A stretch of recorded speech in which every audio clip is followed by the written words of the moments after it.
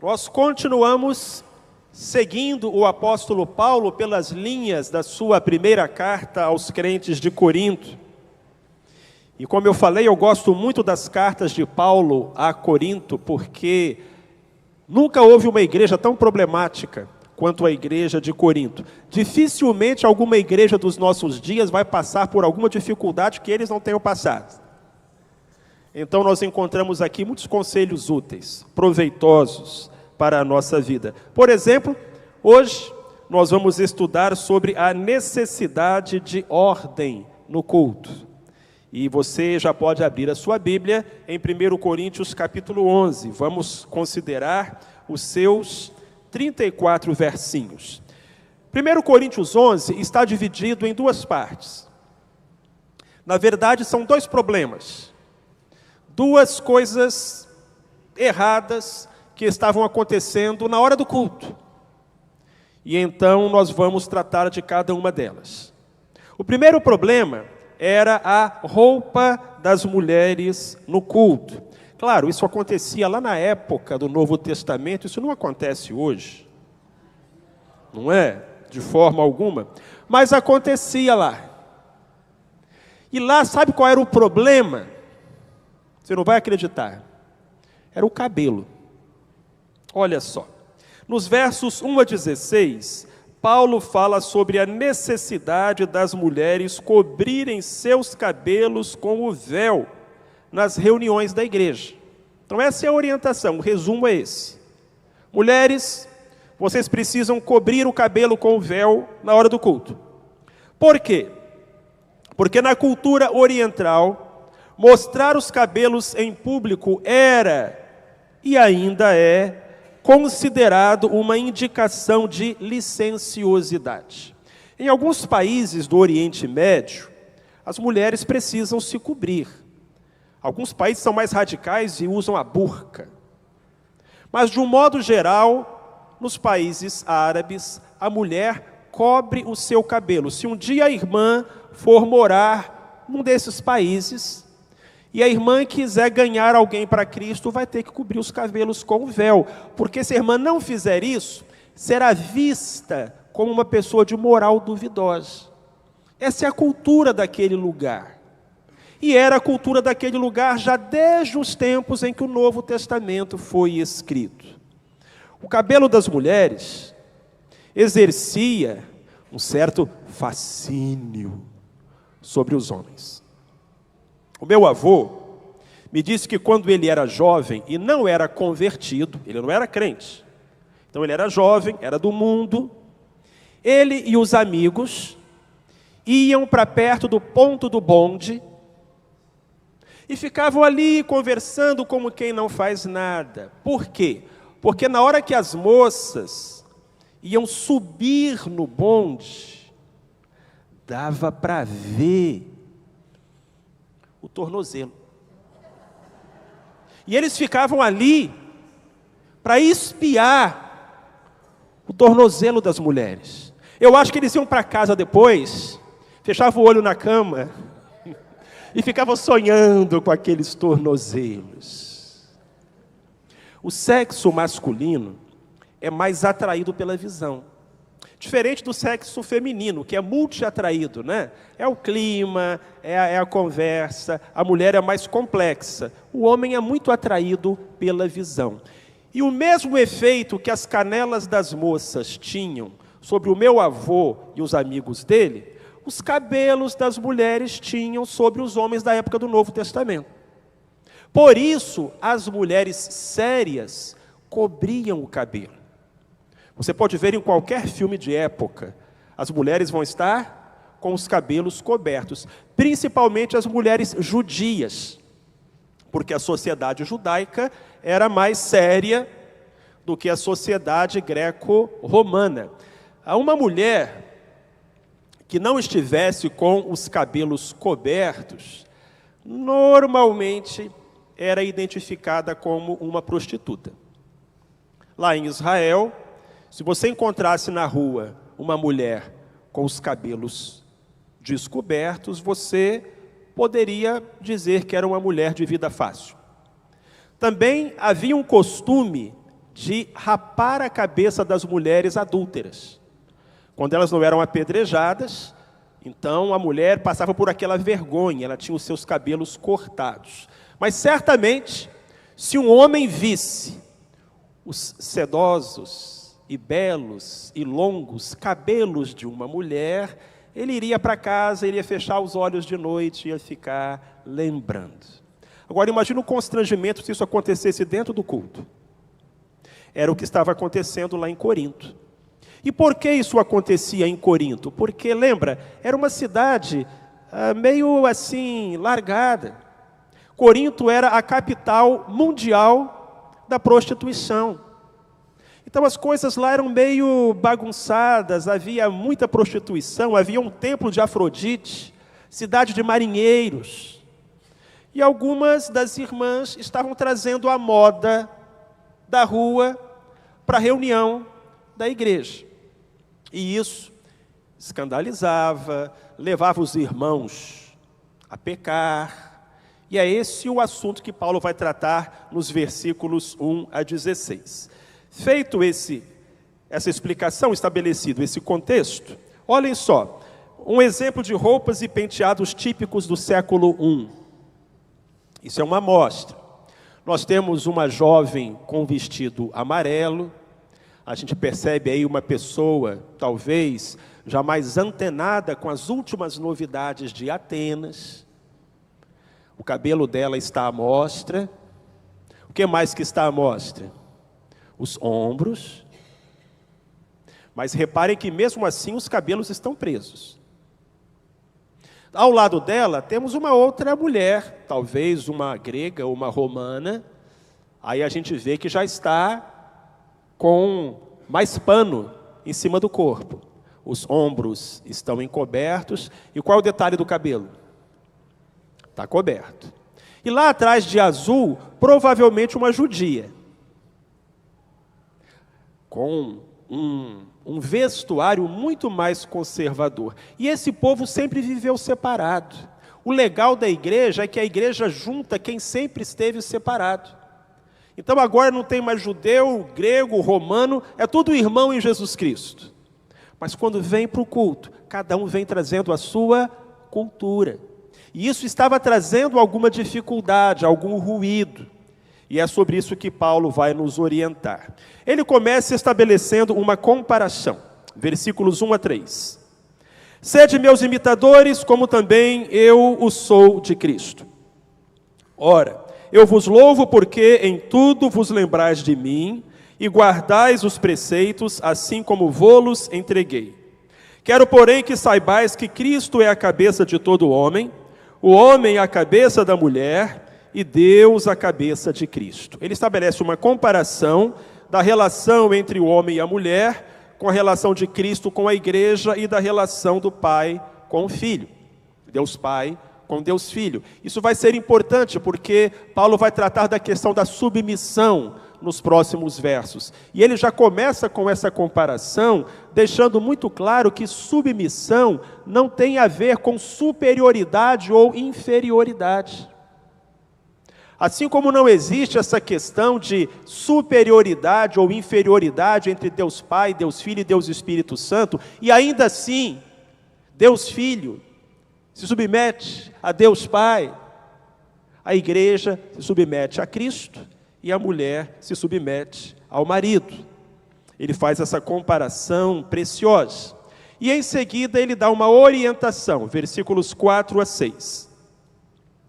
Todo homem que ora ou profetiza com a cabeça coberta, desonra a sua cabeça. Mas toda mulher que ora ou profetiza com a cabeça descoberta, desonra a sua cabeça, porque é a mesma coisa como se estivesse rapada, ou seja, tivesse cortado o cabelo bem curtinho ou passado a navalha. Portanto, se a mulher não se cobre com o véu, tosquie-se também. Porém, se para a mulher é vergonhoso ser tosquiada ou rapada, cubra-se com o véu.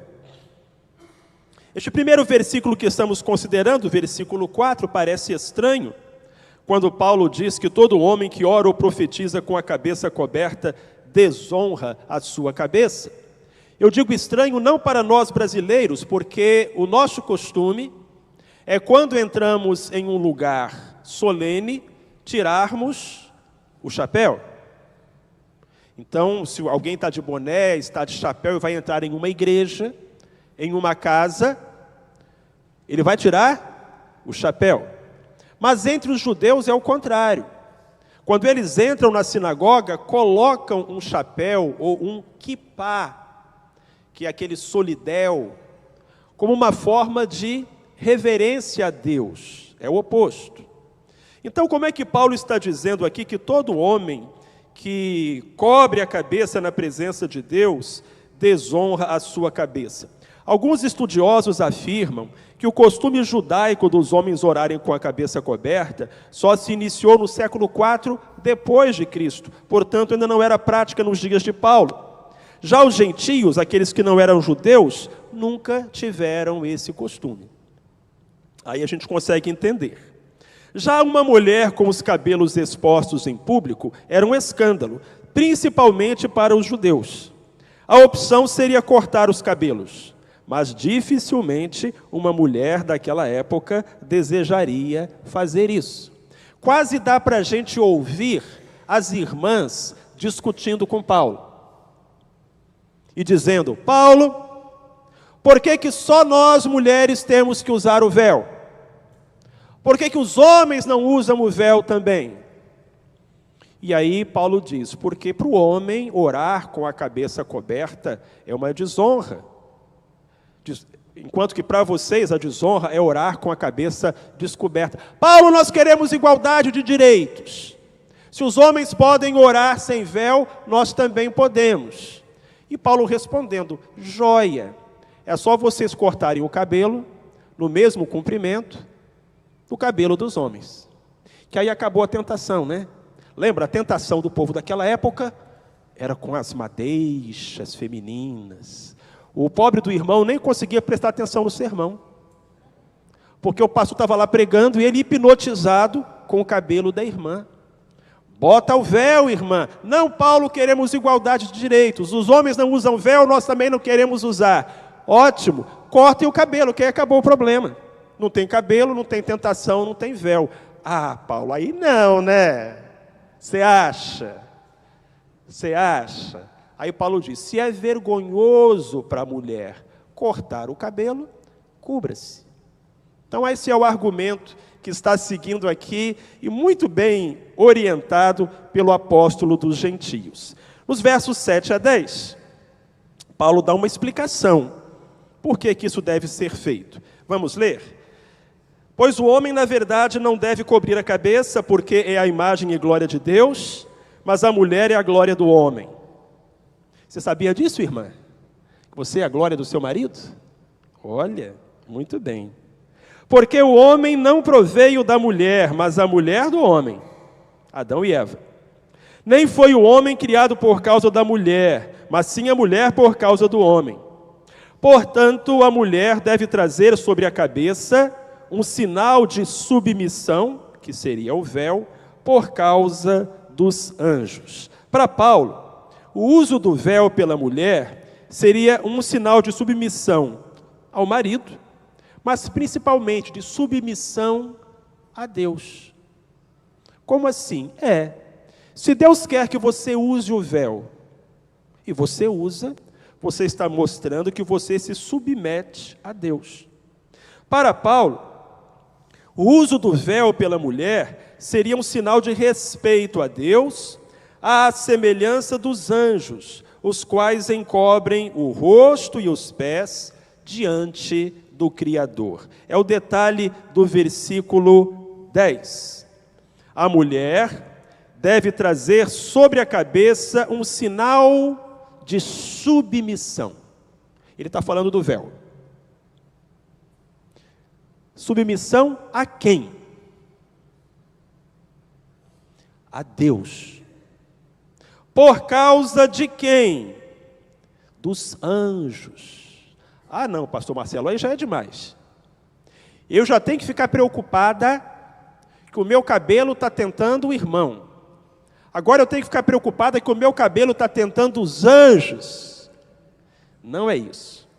Se você voltar lá em Isaías, capítulo 6, no versículo 2, você vai encontrar a visão do céu, onde tem os serafins. E esses serafins têm 6 asas. Só precisa de 2 para voar. O que eles fazem com as outras 4? Quem lembra? Cobrem os pés e cobrem o rosto. Em sinal de quê?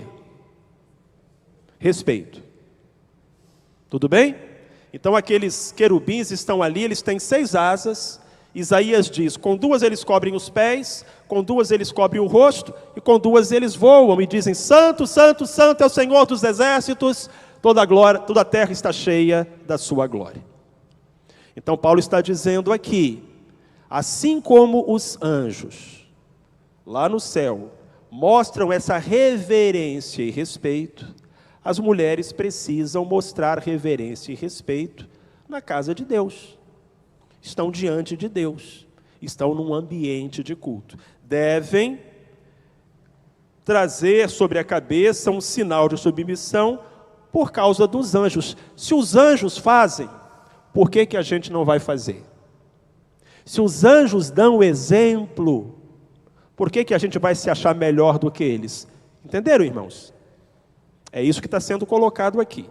É isso que está sendo dito. Essa é a explicação que Paulo dá. A essa altura, Paulo fica preocupado. Ele fica preocupado que, ao ter dito que a mulher deve ser submissa ao marido, como a igreja submissa a Cristo, e Cristo é submisso ao Pai, alguns tenham entendido que submissão tem a ver com superioridade e inferioridade. Eu não quero ser submissa ao meu marido porque ele não é superior a mim. E Paulo vai dizer, claro que não é. Essa história de dizer que o homem é melhor do que a mulher, ou vale mais do que a mulher, ou é superior à mulher, isso não é bíblico. E quem ataca a Bíblia com esse argumento não conhece a Bíblia. Me mostre um país do mundo que não tenha sido influenciado pela Bíblia e onde as mulheres sejam valorizadas. Pelo contrário, foi a palavra de Deus que resgatou a dignidade da mulher criada por Deus à sua imagem e semelhança. Mas Paulo tem medo de que alguém possa ter entendido errado, então ele já vai prevenir esse erro. Versículos 11 e 12. Todavia no Senhor nem a mulher é independente do homem, nem o homem é independente da mulher, um precisa do outro. Pois assim como a mulher veio do homem, assim também o homem nasce da mulher, e tudo vem de Deus. É verdade que a primeira mulher veio do homem, mas de lá para cá todo homem vem da mulher. Então está empatado, diz Paulo, está tudo certo. Embora homens e mulheres sejam diferentes e tenham papéis diferentes, é aqui que a igreja e a Bíblia batem de frente com ideologia de gênero, feminismo, porque nós acreditamos sim que homens e mulheres são diferentes. Acreditamos sim que Deus os fez diferentes para a sua honra e glória. Acreditamos sim que eles têm papéis diferentes. Por exemplo, o papel de pai é para o homem, o papel de mãe é para a mulher. Mas ao mesmo tempo em que acreditamos nisso, não acreditamos que um seja melhor do que o outro, mais valioso do que o outro, ou superior ao outro. Um não está acima do outro. E eu espero que isso fique muito claro, porque é isso que a Bíblia está dizendo aqui para a gente, com todas as letras. E aí Paulo vai dar uma ilustração. Lembra, ele está pedindo às irmãs que usem o véu. E ele vai usar agora uma ilustração. E essa ilustração é o próprio cabelo. Como se o fato da mulher usar cabelo comprido já fosse uma dica, um sinal de que a mulher deve usar véu. São os versos 13 a 16. Vamos lá. Julgai entre vós mesmos. É conveniente que uma mulher com a cabeça descoberta ore a Deus?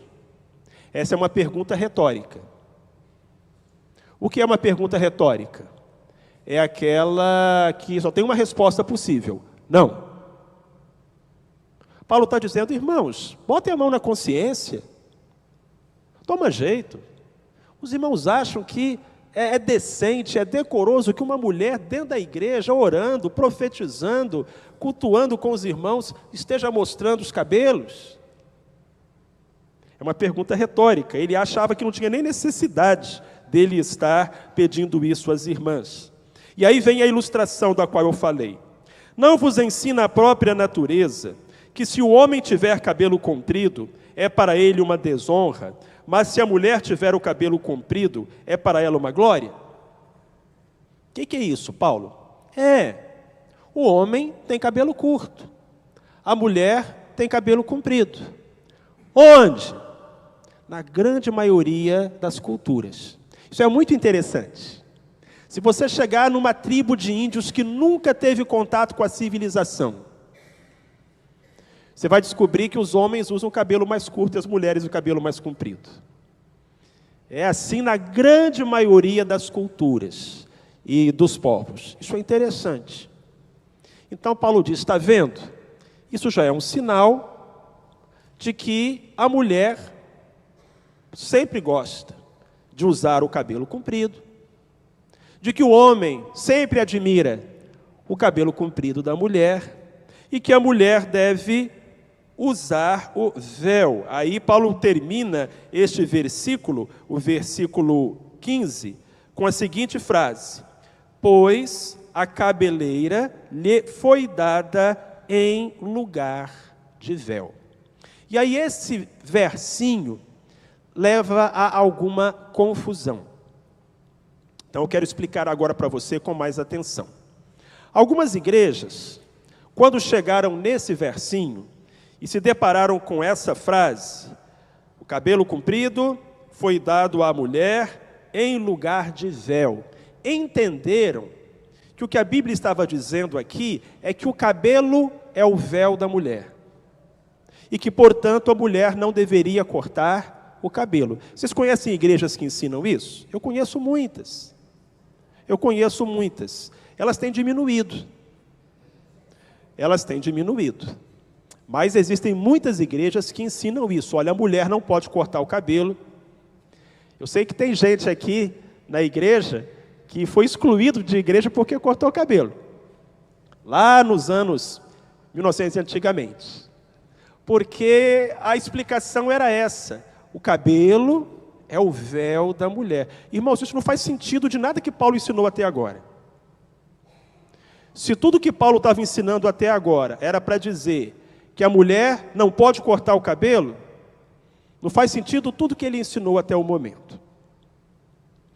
Essa palavrinha, em lugar de, é a palavra grega anti, que pode ser traduzida como a título de, como indicação de. O argumento de Paulo é que o cabelo comprido da mulher é uma indicação de que a mulher deve usar véu, e não que o véu da mulher é o cabelo. Outras igrejas chegaram mais perto da verdade. Entenderam exatamente o que Paulo estava dizendo, entenderam corretamente. E fizeram o quê? Obrigaram as mulheres a usar véu. Você conhece a igreja do véu? Não tem? E as mulheres sentam de um lado, os homens sentam do outro, e as mulheres colocam o véu sobre a cabeça. Essa igreja chegou mais perto da Bíblia. Porque era isso que o Paulo estava dizendo para o povo fazer. E está fazendo exatamente o que o Paulo ensinou. Mas por que eu digo que chegou mais perto? Porque não conseguiu entender que a questão era cultural. Naquela cultura, uma mulher decente cobriria os cabelos, e assim não tentaria os irmãos, nem traria escândalo. Agora, na nossa cultura, cabelo solto tenta alguém? Só se o sujeito for, né? Tem uns fetichistas aí, uns caras meio complicados, mas via de regra, Ninguém vai deixar de prestar atenção no sermão do pastor para ficar olhando o cabelo da irmã, só se o sermão for muito ruim. Qual era o problema do cabelo à mostra? Levava os irmãos a pecar. Hoje, cabelo à mostra leva o irmão a pecar? Não. Mas tem coisa que leva o irmão a pecar?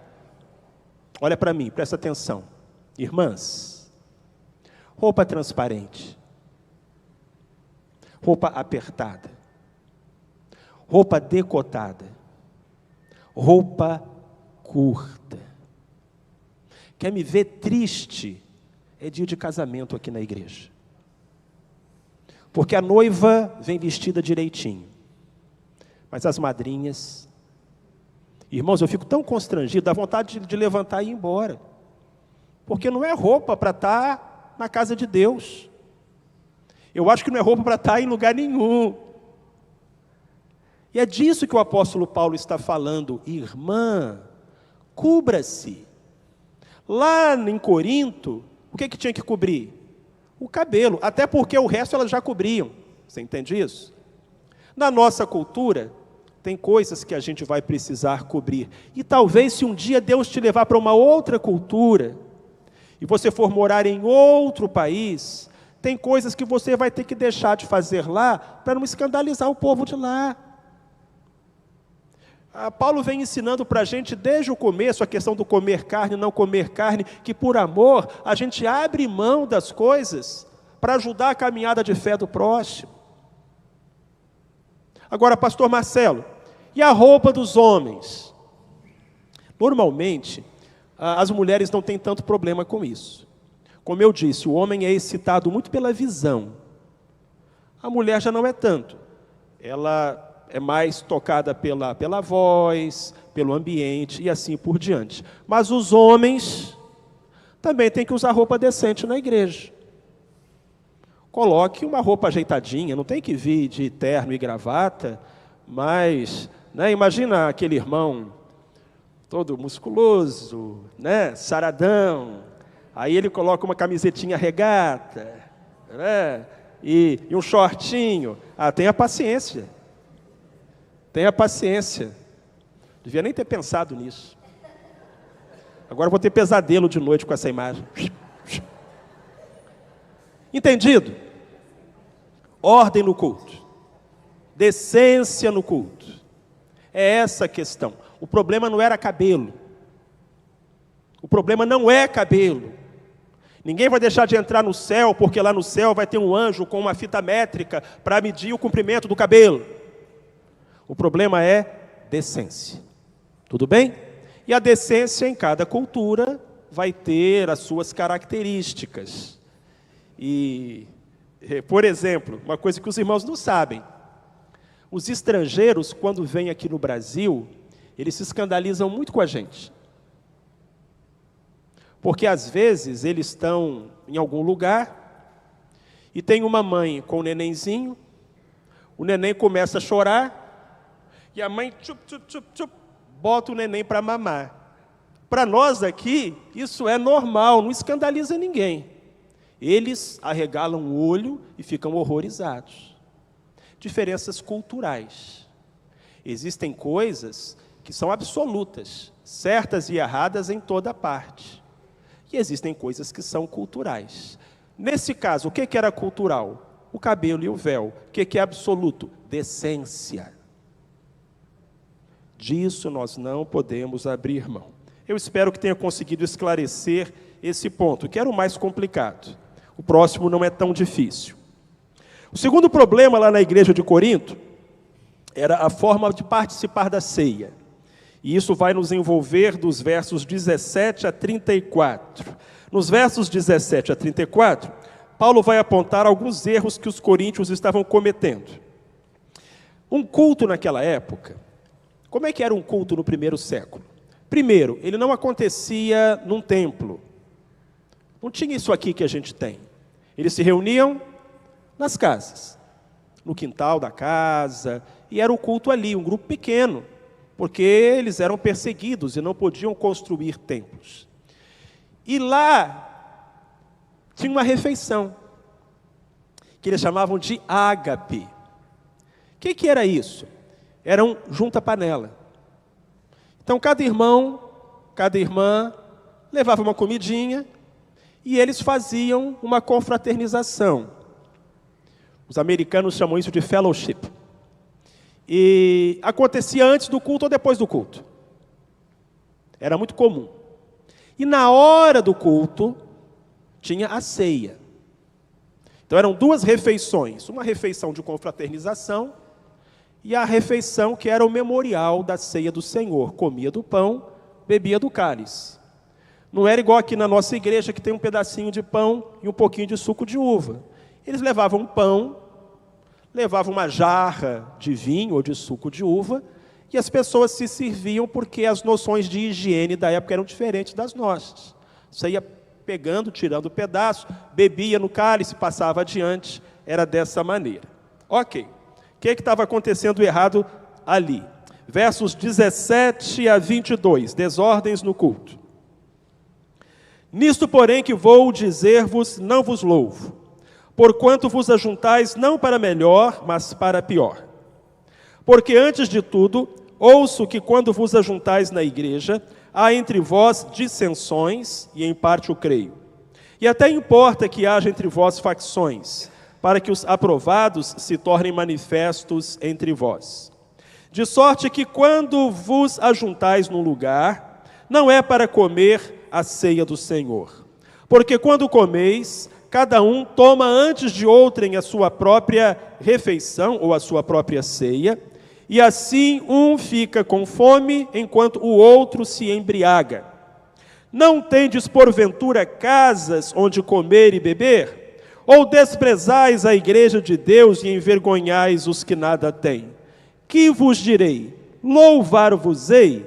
Nisto não vos louvo. Dois problemas. Primeiro problema, na hora da ágape, da refeição de confraternização, os irmãos não compartilhavam. Lembra do junta-panela? Cada um trazia a sua comida e comia a comida que tinha trazido. Aí o irmão rico comia filé mignon e o irmão pobre comia mortadela. Imagina, o irmão pobre trouxe ali a marmitinha e ele olhando para o lado está o irmão rico com aquele peru de Natal. Era uma humilhação. Era uma humilhação. Aí, chegava a hora da ceia. Já tinha errado lá antes, lá na confraternização. Chegava na hora da ceia. Tinha irmão que voava em cima do pão. Sobrava para o outro uma migalhinha. Paulo diz, passa fome. Tinha irmão que voava em cima do vinho. E saía da igreja como? Irmãos, olha que testemunho. Imagina, o sujeito foi para a igreja e ele sai da igreja trocando as pernas. A gente não sabe se antigamente as pessoas usavam na ceia suco de uva ou vinho. Bom, lá em Corinto eles usavam vinho, porque Paulo diz que tinha irmão que saía da igreja embriagado. Eles estavam se unindo para melhor ou para pior? Para pior. Paulo diz, eu vou elogiar vocês, eu vou louvar vocês? Não. E aí agora Paulo vai dizer a coisa certa, ele já falou da coisa errada, ele vai falar da coisa certa, versos 23 a 26. E são versos tão solenes para o cristão, esses versos. Porque eu recebi do Senhor o que também vos entreguei, que o Senhor Jesus, na noite em que foi traído, tomou o pão, e havendo dado graças, o partiu e disse, este é o meu corpo que é por vós, fazei isto em memória de mim. Semelhantemente também, depois de cear, tomou o cálice, dizendo, este cálice é o novo pacto no meu sangue, fazei isso todas as vezes que o beberdes, em memória de mim. Porque todas as vezes que comerdes deste pão e beberdes do cálice, estareis anunciando a morte do Senhor, até que Ele venha. Há tanta solenidade nessas palavras. A ceia do Senhor é a segunda ordenança deixada por Cristo. A primeira foi o batismo. E a ceia do Senhor é um memorial. Jesus disse: façam isso em memória de mim. Não é um sacramento. Pão não vira corpo, vinho não vira sangue, mas estes elementos trazem à memória o sacrifício de Jesus Cristo. E nós devemos valorizar e anunciar a morte do Senhor até que Ele venha. Mas e se eu brincar com a ceia do Senhor? Se eu não levar a sério? Se eu fizer igual faziam os crentes de Corinto? Aproveitar o momento da ceia para encher a cara ou para matar a fome? O que vai acontecer? Então Paulo vai falar sobre as consequências de desrespeitar a ceia do Senhor. Versos 27 a 34. De modo que qualquer que comer do pão ou beber do cálice do Senhor indignamente, será culpado do corpo e do sangue do Senhor, porque o pão simboliza o corpo, porque o cálice simboliza o sangue, e é coisa séria, é algo solene, precisa de reverência, porque quem come e bebe para sua própria condenação, se não discernir o corpo do Senhor.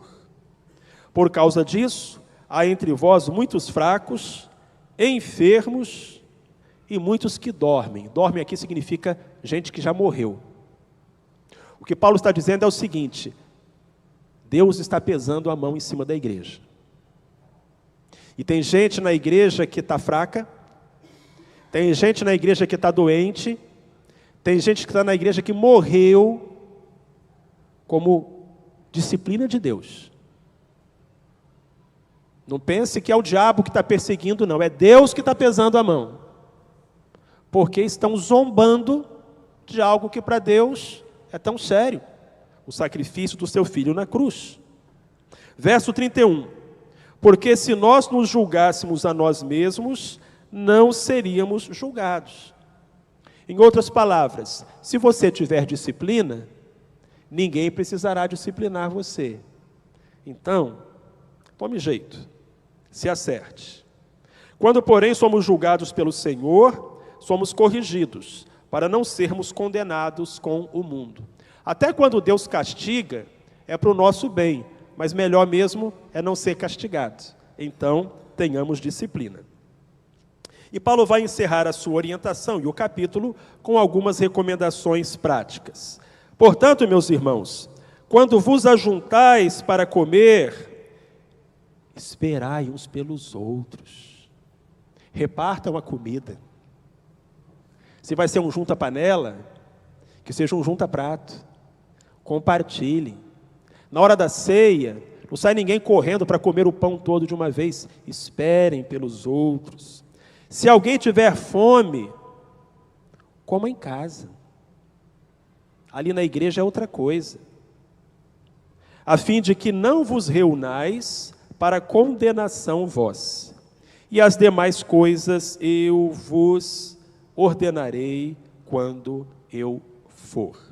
Creio que a lição geral deste capítulo, o capítulo 11, é que devemos levar as coisas de Deus a sério. Porque Deus é santo e precisamos encarar as coisas de Deus com santidade. Tanto ao participarmos da ceia, devemos examinar a nós mesmos, quanto na hora de colocar uma roupa para vir para a igreja, devemos examinar a nós mesmos e perguntar: Senhor, como eu estou? É tão bonito quando o crente, antes de comer o pão, antes de beber o cálice, ele ora e pergunta: Senhor, como eu estou? Tenho te entristecido? Estou em pecado? É tão bom quando o crente pergunta: Senhor, como eu estou? Mas acho que também é bonito quando o crente, lá ao se olhar no espelho, antes de vir para um culto, pergunta a Deus: Senhor, como eu estou? A gente pergunta para o pessoal de casa, mas nem sempre pergunta para Deus. E quer comamos, quer bebamos, quer façamos qualquer outra coisa, tudo devemos fazer para a glória de Deus.